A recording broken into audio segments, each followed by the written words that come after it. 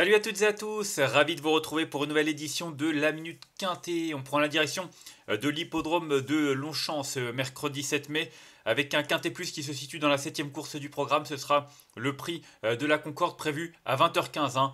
Nouveaux horaires, c'est vrai qu'en général c'est le jeudi du côté de Longchamp, comme je l'ai dit la semaine dernière.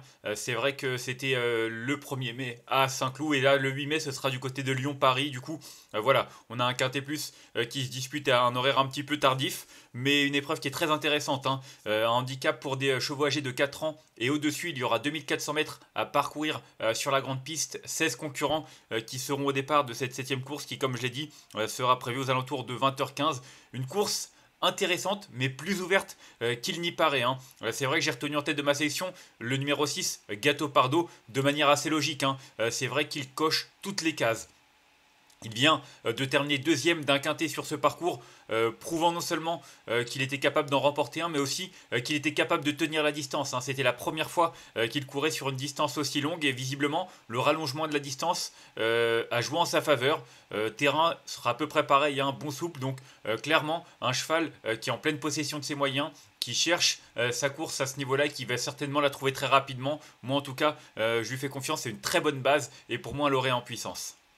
Ensuite, j'ai retenu en deuxième position le numéro 7, King Trazy. Lui aussi, je pense vraiment que c'est un lauréat en puissance. J'espère qu'il sera suffisamment prêt. Il n'a qu'une course dans les jambes.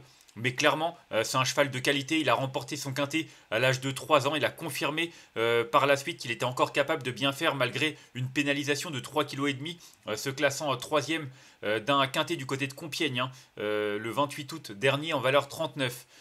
Il a quand même terminé lors du week-end de l'Arc quatrième d'un gros handicap face à ses aînés. Non seulement il affrontait ses aînés, mais c'était pas n'importe qui. Swift Flight, Believer, Watch Him, il battait Chiareggio. Franchement, le lot était quand même bien composé pour ce Qatar Prix de la place de l'Étoile. En tout cas, il prouvait lui aussi qu'il avait vraiment les moyens de rivaliser face à ses aînés. Et puis surtout, il a été écarté des pistes, mais il a fait une bonne rentrée quatrième. Il est désormais en valeur 38, il a été baissé d'1 kilo. Franchement, il a tout pour plaire. Comme je l'ai dit, s'il est suffisamment prêt, pour moi, il peut même gagner. Je l'ai retenu en deuxième position parce que j'y crois dur et je pense qu'il va me donner raison, en tout cas à lui, de confirmer sa récente belle rentrée. Ensuite, j'ai retenu en troisième position le numéro 14, Melango. Melango qui a remporté un quintet avec la manière, l'avant-dernière fois sur l'hippodrome de Saint-Cloud. Visiblement, il est revenu au top après une rentrée assez discrète. Il vient de confirmer. J'ai envie de dire que c'est la course référence parce qu'ils sont que 3 à l'avoir couru, mais c'était sur ce parcours. Il était battu par Gâteau Pardo notamment, mais c'est vrai qu'il courait bien. Il a montré qu'il avait encore un petit peu de marge à ce niveau-là.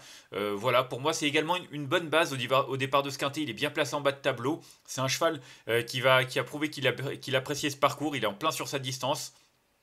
Il a encore un peu de marge, moi j'y crois, et je lui fais confiance pour jouer une place sur le podium.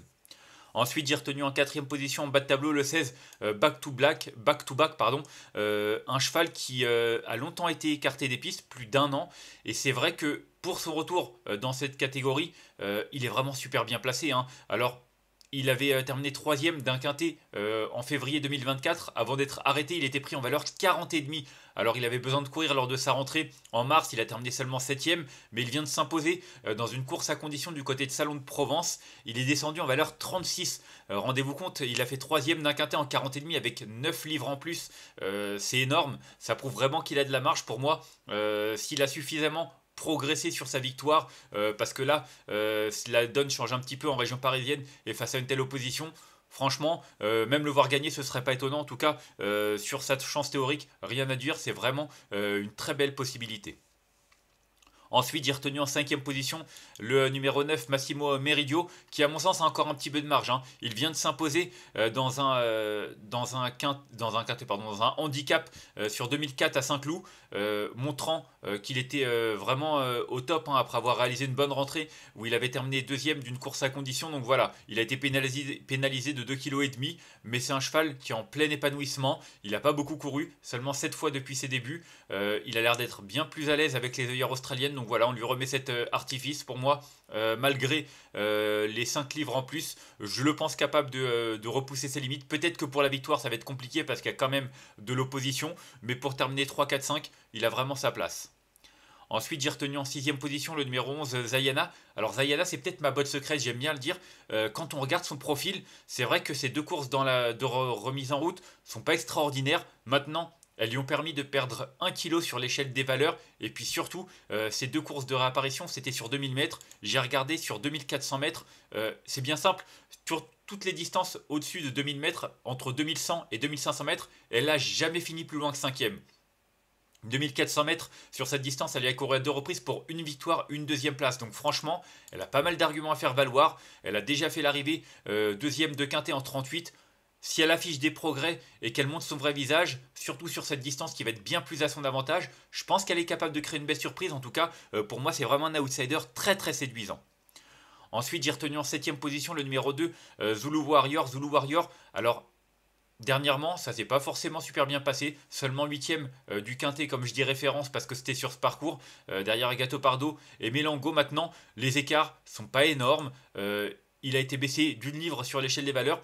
Je suis convaincu qu'il vaut mieux que ça. Peut-être qu'il a été touché par le fameux syndrome de la deuxième course après une bonne rentrée où il avait terminé deuxième. En tout cas, je trouve qu'à cette valeur, il a sa chance. J'y croyais déjà la dernière fois à Longchamp, il y a 3 semaines et demie. 3 semaines et demie. J'y crois encore. Et pour moi, avec une livre en moins, il est capable de se réhabiliter. En tout cas, moi, je lui fais confiance pour jouer un rôle intéressant. Et enfin, en 8ème position, j'ai retenu le numéro 13, Motion. Je savais pas trop quoi en faire, hein. C'est un cheval qui a longtemps été écarté des pistes, hein. Il avait été écarté des pistes presque 2 ans, hein, après des débuts à Longchamp en 2023, en avril 2023. Il a été écarté jusqu'en février 2025. Alors, rentré à réclamer, derrière, il s'est imposé dans une course à condition en devançant notamment Massimo Meridio, qui en plus avait 1 kg de plus, Motion qui avait 1 kg de plus sur le dos. En théorie, si je fais confiance à Massimo Meridio, je dois lui faire confiance. Maintenant, il vient de s'imposer dans un réclamé du côté d'Evreux. Auparavant, son seul essai dans un gros handicap s'est soldé par une 10e place.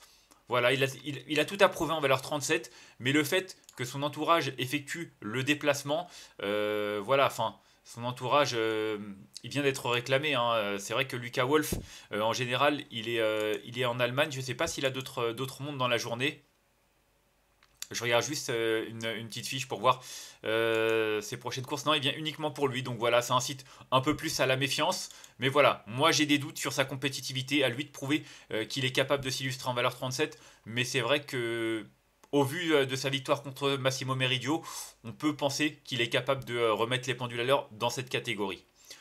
En cas de non partant, j'ai retenu le numéro 3, Commander's Way, un cheval qui est associé à Maxime Guyon, qui a cette valeur, a peut-être pas trop de marge.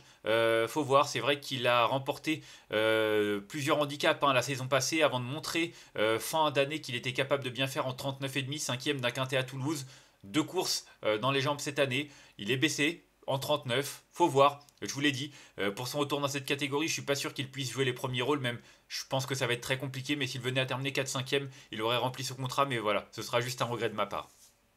On va faire un petit récapitulatif de ma sélection avec le numéro 6 que j'ai retenu devant le 7, le 14, le 16, le 9, le 11, le 2 et le numéro 13. Et en cas de non partant, le numéro 3. En conseil de jeu, c'est vrai que le numéro 6, Gato Pardo, comme j'ai dit, il coche toutes les cases. Pour moi, le 7, King Trazy, c'est un vainqueur en puissance aussi. Franchement, il va remporter un deuxième quintet à cette valeur, j'en suis convaincu. Et le numéro 14, Mélango, bonne base de jeu. Je pense que pour la victoire, ça va être compliqué, mais il a sa place pour une 3e, 4e place. Et c'est vrai qu'avant le coup, je lui vois vraiment une belle chance théorique également. Donc 6, 7 et 14, pour moi, ce sont 3 belles bases, notamment le 6 et le 7 que j'adore, vous l'aurez compris. On va se quitter là-dessus. En tout cas, moi je vous remercie d'avoir suivi cette nouvelle édition de la Minute Quintet. Si vous avez aimé cette vidéo, n'hésitez pas à la liker, à la partager ou encore à vous abonner à notre chaîne YouTube en cochant la petite cloche pour être au courant des prochaines vidéos. Moi je vous retrouve demain, ce sera du côté de Lyon-Paris en compagnie des galopeurs toujours, mais avec un quintet provincial assez relevé. D'ici là, je vous souhaite une excellente journée et de bons jeux à tous. Bye bye.